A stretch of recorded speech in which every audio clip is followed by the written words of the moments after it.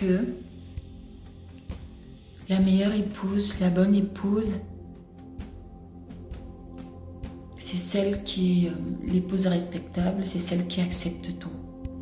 C'est celle qui accepte de souffrir, c'est celle qui accepte les infidélités de son mari, qui accepte les sévices de sa belle famille, qui accepte les humiliations de son mari, les humiliations de sa belle famille, qui accepte les humiliations des amis de son mari, qui accepte les humiliations des proches de son mari. On nous laisse croire que c'est ça, être une bonne épouse. On nous laisse croire que la bonne épouse, c'est celle qui accepte même parfois d'élever les enfants qui sont le fruit ou les fruits des infidélités de son mari. On nous laisse croire que la bonne épouse, c'est celle-là qui accepte qui accepte même Ma maman, par exemple, je vous dis souvent que j'ai vécu autour des femmes qui souffrent depuis que je suis enfant. Je parle souvent de ma maman qui accompagnait les femmes, mais elle-même, elle en a souffert aussi. Ça me fait mal d'en parler, mais il faut que j'en parle parce que c'est aussi une thérapie pour moi. Pour vous dire que j'ai créé ma chaîne YouTube en 2019 pour que je commence à faire ces vidéos. Il m'a fallu du temps parce que je suis une dame, je suis une personne introvertie, très réservée, très timide. Il m'a fallu beaucoup de courage pour commencer à faire des vidéos. Il m'a fallu un travail très profond pour commencer à faire des vidéos. Je me rends compte que c'est une thérapie pour moi. Je me rends compte que ça me fait du bien. Partager mes expériences, partager mes douleurs avec d'autres femmes, ça me fait du bien. Ma maman a eu une fausse couche parce que mon papa avait été infidèle. Il avait trompé avec une dame qui était malade, je pense qu'elle souffrait de la syphilis. Et ma maman était enceinte. Elle a perdu le bébé.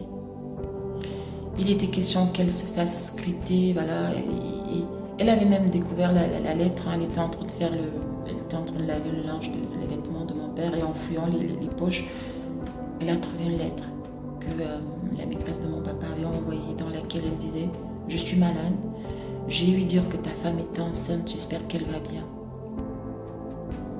Et bien sûr, quelques temps après, ma maman a perdu. Elle a fait une fausse couche. Et donc, elle était toujours en train de suivre le traitement. Et quelques mois après, elle a conçu. Et mon grand frère, en fait, ça a été une grossesse difficile. Et on a expliqué à maman qu'elle a conçu alors qu'elle n'avait pas encore terminé son traitement. Et donc, mon grand frère est né avec des problèmes quelques petits problèmes de santé. Parce que voilà, quand on est enceinte, il y a certains traitements qu'une femme enceinte ne peut pas malheureusement recevoir pour préserver la santé du bébé. Notamment certains antibiotiques. Il paraît que quand mon frère est né, il avait souvent les pus, ses yeux remplis de pus. Et puis genre le matin, quand le bébé se réveillait, ses yeux étaient enflés, les paupières. Et quand on faisait ça, il y avait le pus qui coulait. Ma maman a souffert, elle a vécu ça. Et puis il y a eu autre chose que mon père a eu à faire, des trucs. Mais elle est restée. Quand on voyait des femmes dire oui, j'ai 40 ans de mariage, j'ai 30 ans de mariage, surtout les femmes noires, je parle des femmes noires. Ah oui, j'ai 35 ans de mariage. La question que vous devez leur poser, c'est est-ce que c'est 35 ans de bonheur? C'est 35 ans de quoi? C'est 35 ans de quoi? Parfois, dans ces 35 ans, là, elle n'a peut-être que 5 ans de bonheur. Peut-être dans ces 35 ans, 40 ans, là, elle n'a peut-être que 7 ans de bonheur. Tout le reste, c'était des pleurs, c'était des souffrances, c'était des sévices. Il y en a qui sont bastonnés. Heureusement, mon papa n'a jamais levé la main sur ma maman. C'est des années d'humiliation, des années d'infidélité. Mais nous aimons ça, nous les femmes noires, parce qu'on nous fait croire.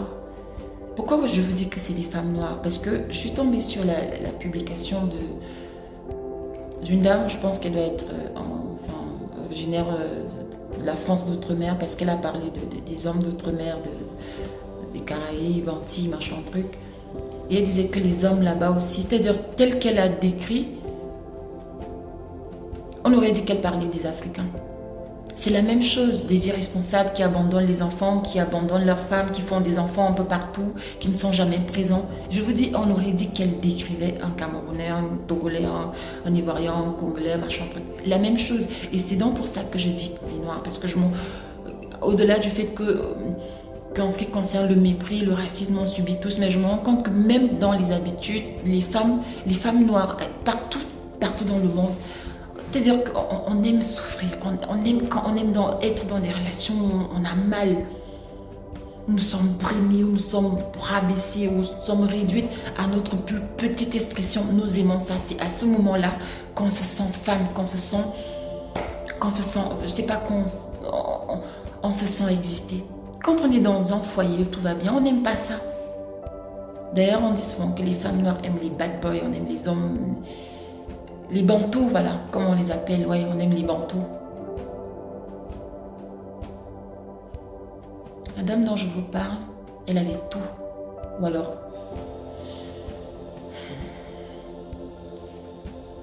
moi j'ai su m'arrêter.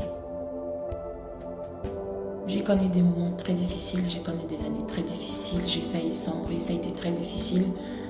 Les conséquences ont été lourdes. Mais à un moment, je me suis ressaisie. Quand je suis devenue maman, je me suis ressaisie. Je me suis dit, Annick, non, il ne faut pas que tes enfants te voient comme ça. Tes enfants ne méritent pas ça. Tes enfants n'ont pas demandé à naître. Tu as choisi parce que mes enfants étaient désirés. À un moment, j'ai voulu faire des études et après, je voulais être prête pour devenir maman. Et donc, quand je suis devenue prête, j'ai choisi d'être maman. Et donc, je me suis dit, Annick, non, tes enfants, c'était pas des accidents. Tu as choisi d'être maman. Tu as pris le temps nécessaire, tu as réfléchi mûrement avant de te lancer dans la maternité. Et maintenant que ces enfants sont là, ils ne méritent pas de souffrir. Ils ne méritent pas de te voir être une femme quelconque. Ils ne méritent pas de te voir être une femme qui va devenir à 40 ans, qui va devenir aigrie, qui va commencer à insulter les gens dans les réseaux sociaux. Parce que si vous entrez en profondeur, les femmes qui insultent dans les réseaux sociaux, qui deviennent des influenceuses un peu compliquées là. Si vous allez creuser, vous allez voir que c'est des femmes qui sont meurtries, c'est des femmes qui sont meurtries jusqu'à la moelle épinière. Il y en a même qui créent des faux comptes pour essayer de... Elles essayent en fait elles sont en train de répandre, j'aime le terme distiller, elles sont en train de distiller leur frustration, leur colère, leur douleur partout autour d'elles. Elles le font sur leurs enfants parce qu'après c'est des enfants traumatisés et puis ces enfants-là aussi commencent à créer des faux comptes parce que tous ces enfants que vous voyez insulter les gens sur les réseaux sociaux, si vous allez en profondeur, vous allez voir qu'il y a des blessures. Moi, la première semaine où j'ai fait une semaine quand je suis vraiment devenue présente sur les réseaux sociaux, quand j'y vois à quel point les gens insultaient, je passais mon temps à répondre, tu n'as pas honte d'insulter, tu n'as pas honte de... Mais j'ai compris que c'était comme ça. Et comme j'étais avec mon vrai compte, je suis allée créer un faux compte pour commencer aussi à insulter. Et ça commençait à détendre sur moi. Je faisais parfois des publications où j'insultais les gens. Mais ça peut être duré 2 ans et demi. Je me suis rendu compte que ça commençait à détendre sur moi. Parfois, je finissais d'insulter les gens sur les réseaux sociaux. Après, j'étais mal parce que ce n'est pas moi. J'ai fini par supprimer ce compte-là. Parce que c'était pas moi, ça ne me correspondait pas. Pourquoi nous, les femmes noires, nous aimons souffrir? Pourquoi nous ne nous aimons pas? Pourquoi nous ne nous aimons pas? C'est-à-dire que la femme noire a un sérieux problème avec l'estime de soi. Un sérieux problème.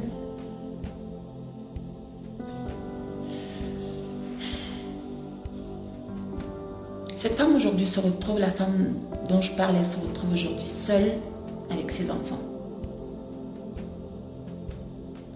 Et on se rend compte qu'elle s'est toujours... C'est-à-dire qu'elle était dans un mariage, mais en fait... D'ailleurs, c'est quoi le mariage? C'est quoi la définition du mariage? Est-ce que le mariage, c'est d'aller faire une grande fête et après vous vous retrouvez à la maison, tu te retrouves en train de te battre toute seule, l'autre limite, tu lui forces la main pour qu'il... Est-ce que c'est ça le mariage? Le mariage, c'est quoi pour nous en fait, nous les femmes noires? C'est quoi le mariage pour nous? Est-ce que c'est juste le plaisir d'être madame telle, voilà, de porter une alliance, de porter la robe blanche? C'est ça le mariage? C'est quoi la définition du mariage pour la femme noire?